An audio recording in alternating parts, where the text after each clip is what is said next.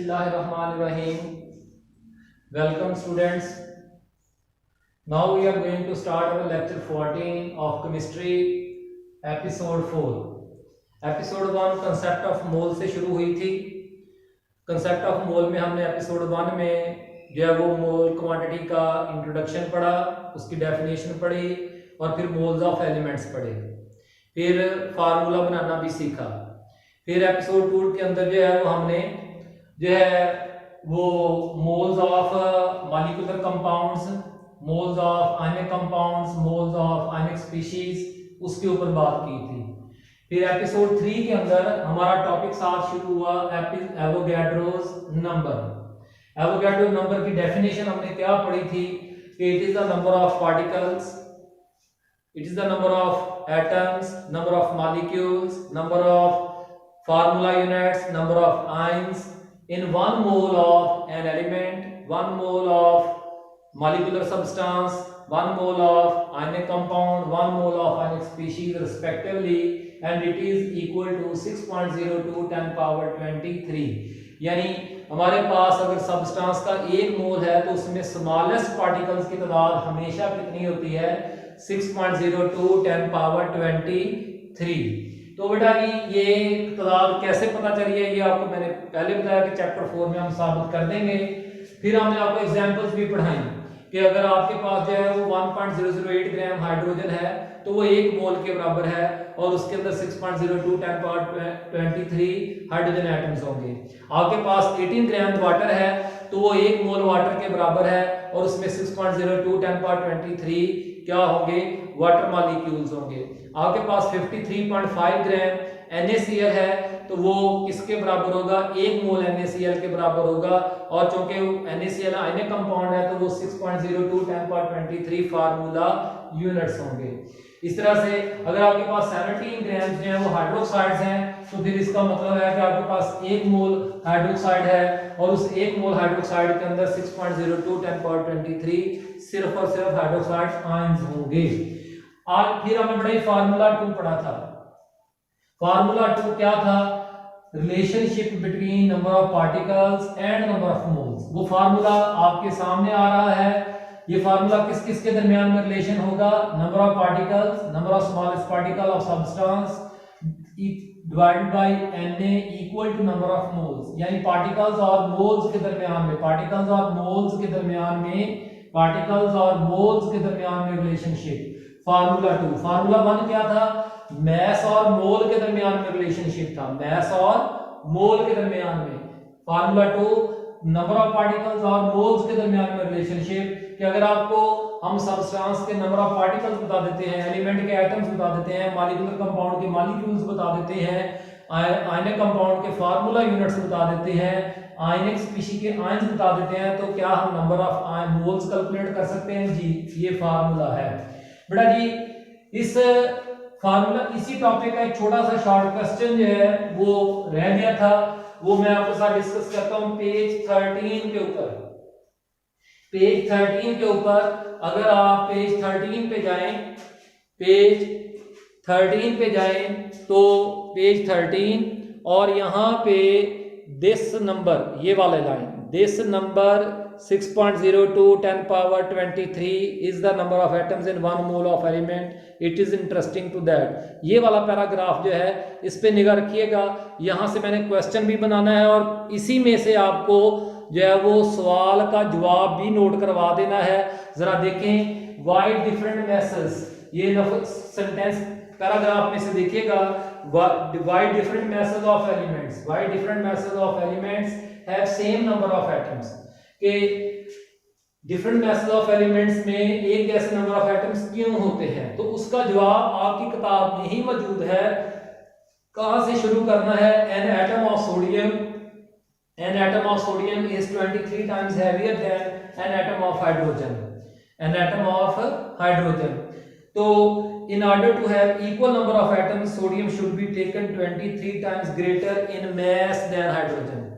तो मैंने अगर आपको याद हो तो मैंने एक एग्जांपल आपको कुछ इस तरह से दी थी कि फर्ज कर लें कि ये हाइड्रोजन का एटम है और ये कार्बन का एटम है.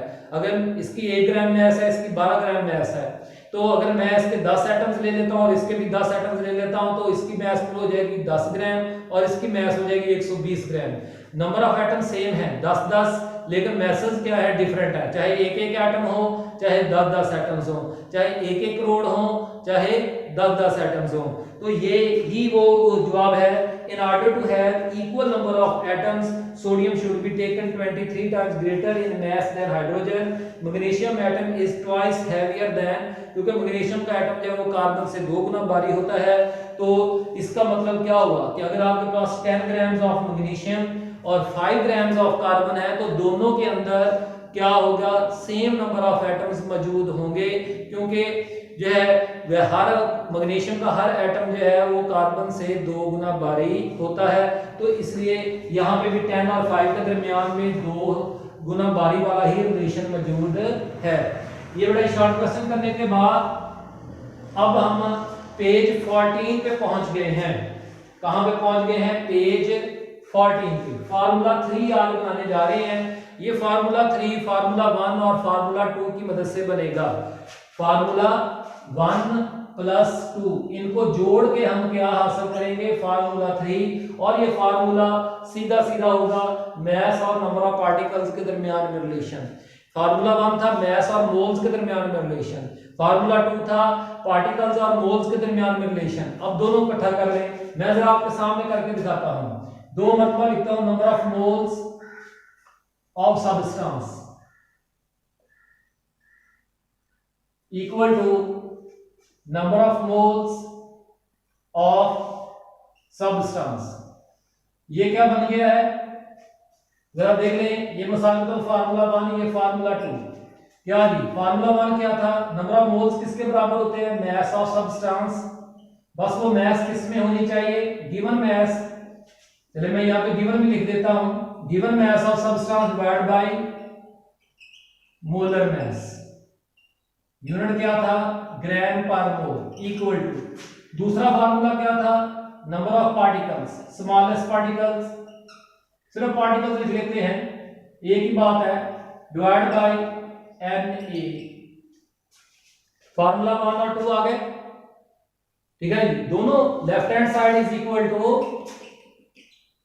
Right hand side. तो भाई मैंने वही किया, मैंने जस्ट वैल्यू लगा ली। तो ये हमारे पास क्या बन जाता है? फार्मूला 3 बन जाता है। इस फार्मूला 3 में मास और नंबर ऑफ पार्टिकल्स के दरमियान में रिलेशन मौजूद है। अब आपको जो डायरेक्ट मास से क्या मालूम कर सकते हैं? एलिमेंट की मास आपके पास हो, आप कहते हैं मेरे पास 36 ग्राम कार्बन है, बताएं उसमें कितने नंबर ऑफ एटम्स हैं? याद रखें कार्बन एलिमेंट है। आप कहते हैं सर मेरे पास 72 ग्राम वाटर है, तो उसमें कितने मॉलिक्यूल्स हैं? वाटर मॉलिक्यूलर कंपाउंड है। तो आप मास से मॉलिक्यूल्स, आप कहते हैं मेरे पास जी इतने जो है वो 100 ग्राम सोडियम क्लोराइड के कितने फार्मूला यूनिट्स पाए जाते हैं? आप मालूम कर सकते हैं। ठीक है ना जी। आपकी किताब में इस फार्मूला को कुछ इस तरह से लिखा हुआ है। इस फार्मूला को 3 शक्लों में लिखा हुआ है। क्या जी? Number of atoms of element, हमें पता है कि किसके होते हैं? एलिमेंट के। किसके बराबर हो जाएगा? ये n इधर आकर मल्टीप्लाई करेगा। मास ऑफ एलिमेंट बस वो किस में होनी चाहिए? ग्राम में, divide by molar mass. Element की मोलर मास असल में एटॉमिक मास ही होती है, बस यूनिट क्या होता है? ग्राम पर मोल मल्टीप्लाइड। देखिए आप ऐसे लिखना चाहते हो ऐसे लिख रहे किताब के बराबर, ये n इधर आ गया। ठीक है जी। फार्मूला 2 भी इसी तरह से है। क्या जी? Number of molecules of molecular compound, number of molecules of compound. किसी भी कंपाउंड के मॉलिक्यूल्स अगर आपने निकालने हैं तो भाई क्या कर देना है? Mass of compound. आपके पास 72 ग्राम पानी वाटर है, उसको इधर लगा दें, डिवाइड बाय मोलर मास यानी मॉलिक्यूलर मास ऑफ कंपाउंड, उससे मल्टीप्लाई कर दें और आगे किससे डिवाइड कर दें पहले, और डिवाइड कर दें फिर किससे? Na से। याद रखें ये हमेशा नीचे हमने बाद में वैल्यूज लगानी है। तो नंबर 3, आखिर में नंबर 3 क्या जी? Number of ions. अगर आपको नंबर ऑफ आयंस कैलकुलेट करने हैं तो भाई वो भी किस तरह से बराबर होगी? Mass of ionic species, mass of ionic species multiplied Na divide by molar mass. तो इस तरह से करते हुए आप बड़े आराम से जो है वो पार्टिकल्स मास से निकाल सकते हैं और पार्टिकल्स की मदद से मास भी निकाली जा सकती है। फार्मूला रिवर्स कर दें, ये मोलर मास उठा के उधर ले जाएं। मैं आपके सामने सिर्फ एक लिख देता हूं नंबर 4 पे, सिर्फ एक। क्या जी? Mass of element. फर्ज कर लें मास ऑफ एलिमेंट, या चले मास ऑफ सब्सटेंस कर देता हूं ताकि आप सारे इस्तेमाल कर सकें। इक्वल टू किसके बराबर हो जाएगा? Number of particles divide by Na multiplied molar mass. आप चौथे इस हिस्से में देख सकते हैं, इस चौथे वाले हिस्से में देख सकते हैं, क्या देख सकते हैं कि मोलर मास यहां से उठाया, मोलर मास इधर जाकर मल्टीप्लाई कर दिया, किसके बराबर हो गया? Mass of substance. Mass of substance इस तरह से। तो बेटा ये आप फार्मूला 3 का इस्तेमाल कर सकते हैं किस काम के लिए? फार्मूला 3 का इस्तेमाल कर सकते हैं क्या जी? मास से पार्टिकल्स मालूम करने के लिए, पार्टिकल से मास मालूम करने के लिए। जैसे ये पार्टिकल से मास मैंने मालूम करने का एक तरीका आपके सामने बना के दिखाया है। तो अब बेटा जी कुछ इसकी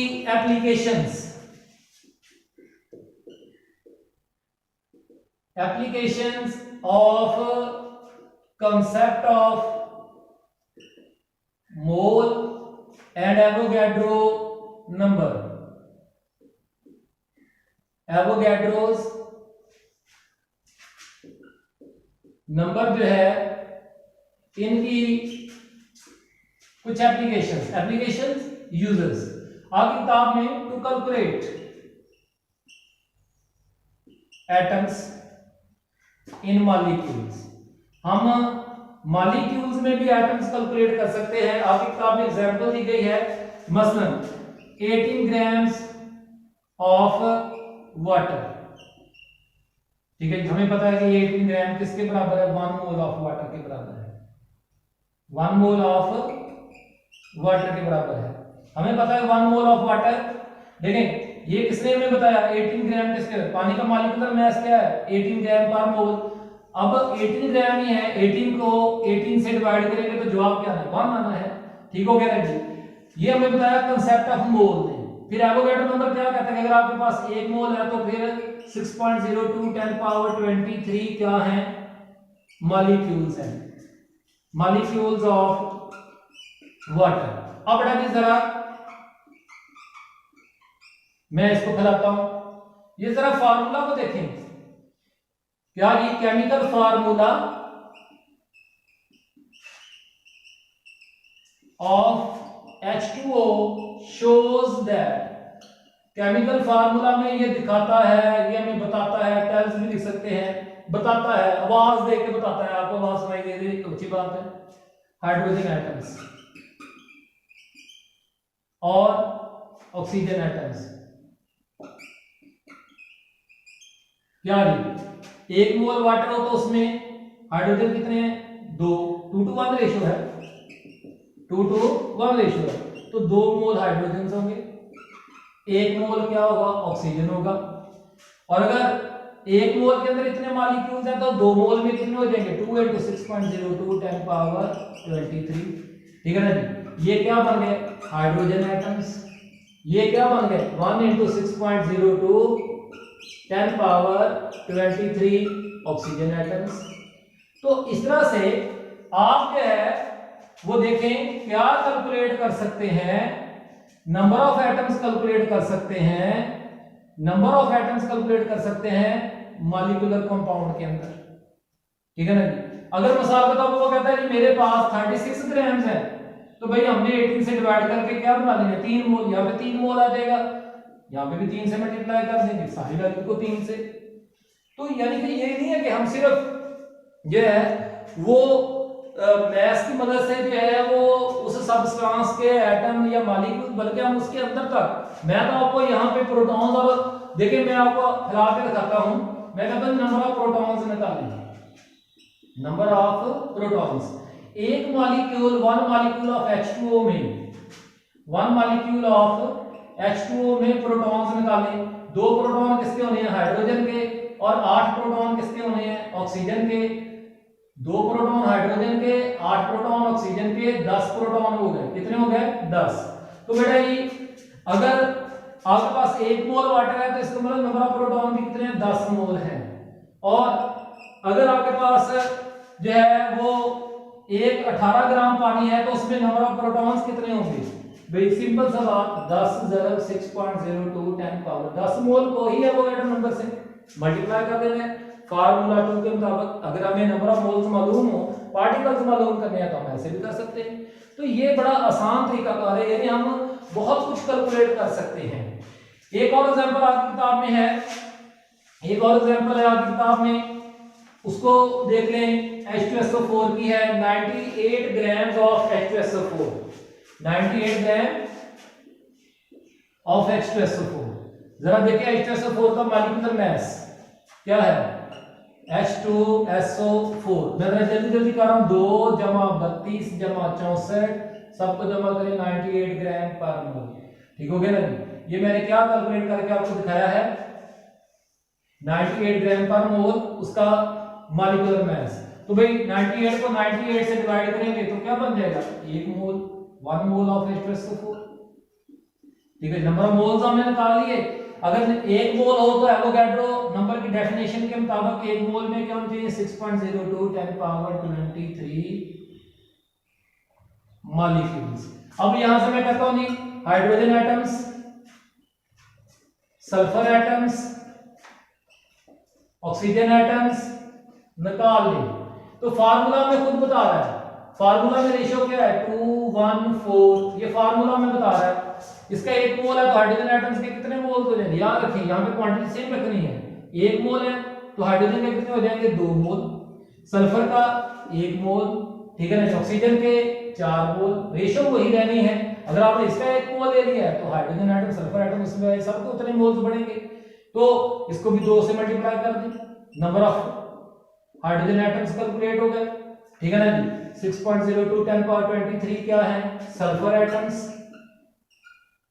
ये हाइड्रोजन एटम्स, ये तादाद हमने निकाल ली। और इस तरह से 4 × 6.02 10 पावर 23 क्या निकल आए, ऑक्सीजन एटम्स। तो हम जो है कंसेप्ट ऑफ मोल और एवोगैड्रोस नंबर की मदद से एक मॉलिक्यूल के अंदर पाए जाने वाले एटम्स तक कैलकुलेट कर सकते हैं। अब बेटा जी कुछ ऐसे भी सब्सटेंसेस हैं, कुछ ऐसे भी सब्सटेंसेस हैं जो कि आयोनाइज करते हैं। जैसे अभी हमने ये H2SO4 ही देखा, H2SO4 जब आयोनाइज करता है तो ये 2 हाइड्रोजन आयन और 1 सल्फेट आयन पैदा करता है, 2:1 की रेशियो, आयंस की रेशियो किसकी है, आयंस की है। 2 कैटायंस हैं, 1 आयन है। अगर आपके पास मिसाल के तौर पर 98 ग्राम ऑफ H2SO4 हो तो वो कितने नंबर ऑफ मोल्स के बराबर होगा, आपने क्या करना है, 9.8 गिवन मास को मोलर मास 98 से डिवाइड करना है। तो भाई ये बन जाएगा 1/10, ये क्या बन जाएगा 0.1। तो आप कहेंगे सर क्या बन गया, 0.1 मोल। 9.8 को 98 से डिवाइड करके हमारे पास 0.1 मोल ऑफ H2SO4 आ गया। ठीक हो गया नहीं। तो अब हाइड्रोजन आयंस हमें पता है कि इसमें 2 हैं, तो हाइड्रोजन आयंस के कितने हो जाएंगे, 2 × 0.1 मोल, 2 × 0.1 मोल।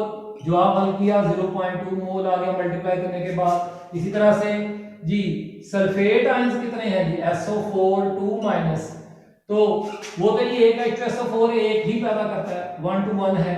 तो फिर भाई 0.1 मोल से कितने पैदा होंगे, 0.1 मोल।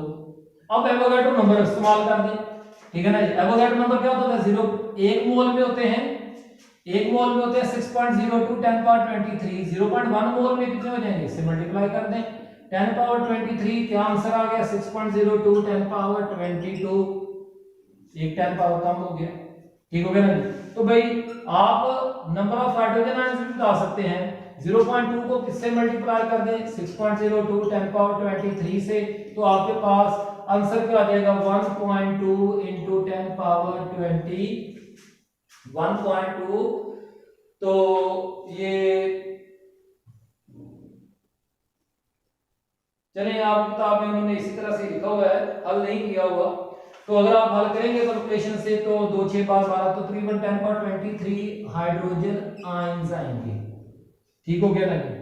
इस तरह सल्फेट आयंस कितने आ जाएंगे, एक दफा फिर 0.1 into 10 power 6.02 10 power 23 equal to 6.02 10 power 22 sulphate ions. तो बेटा जी कहने का मकसद क्या है कि अब आप नंबर ऑफ आयंस भी कैलकुलेट कर सकते हैं। अब जरा एक छोटी सी चीज और, चार्ज अगर मैं निकाल लूं, हमें पता है कि एक हाइड्रोजन के ऊपर प्लस चार्ज है, charge of hydrogen plus 1, charge of कितने हमने निकाले 1.2 इंटू 10 पावर 23 हाइड्रोजन आयंस।